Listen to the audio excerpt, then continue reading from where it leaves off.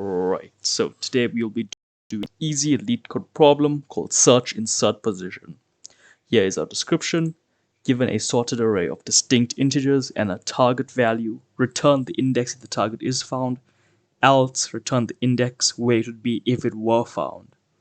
Our algorithm must not exceed order of login time complexity. Simply put, we're given a vector. The vector will contain distinct, therefore there will be no duplicate values, and we were given a target value. If the target value is in our vector, return the index where it is found. If not, return the index where it would be if it were in the vector. Here's an example. Input nums between 1, 3, 5, and 6 with the target value of 5. The output would be 2 because as we see, 0 is the first is 1, 1 is 3, and 2 is 5. Therefore, we return the second index. Example 2. Nums is 1, 3, 5, and 6. The target is 2. 2 is not in the vector, but where would it be if it were in the vector? It should be in the first index because 0 is 1, current 1 is 3, 1 is greater than 2, therefore we return the first index. Let me have some coffee. Here's another example. Nums is 1, 3, 5, and 6. Target is 7, therefore our output will be 4 because it will be found at the end of the vector. And we have some constraints. We notice that the length of our array at most would be 10 to the 4th power, at least will be 1. We then see the values in the array.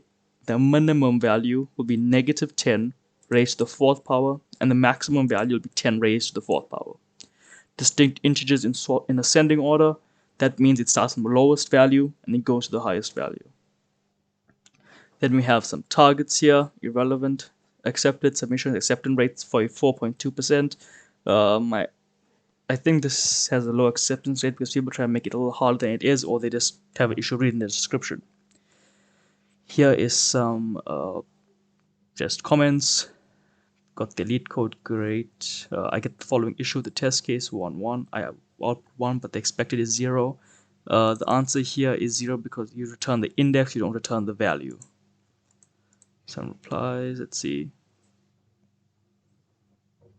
There we go, yep. Seems like silence before the storm, nope. Is that, what is this? Visualizing binary search solution with an explanation of the order login. I don't think you need to do that. It doesn't make sense. It does make sense. So, okay, let's get into the actual code. Here's my very, very simple code. I'm going to even add this here.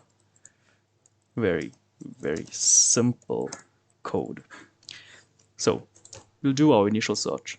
We'll run through the entire vector, and we'll compare the vector at the ith position to the target value as we're doing right here. And if we do find the target, we just return the index where the target is. If not, if our search found nothing, we add and search again. So I'll add the value to the vector using the pushback member function. I'll then sort the vector, and then I'll search it again. And that's all it is. Actually, just going to add something and see if it changes anything. If nums dot size less than 1, less than 2, so it's 1, return 0. I wonder, so nums.size less than 2, which means 1, 0, 0, 1. We have to return the 0th index. No. So less than or equal to 1.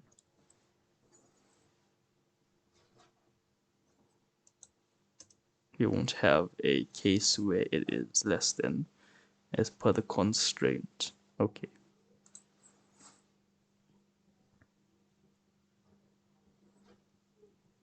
Okay, everything here is outputted great. Passed all the test cases. Let's do a submit. By the way, I've already done a submission.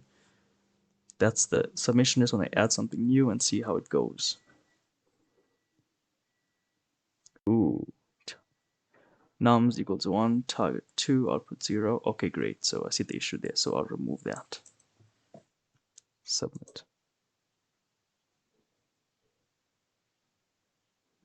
And hey, there we go. Wrong answer, and this one works. Okay. Is it fast? Well, beats 82%. In terms of memory, it uses quite a bit. But anyway, it's a very simple solution. Keep it simple. And that's all.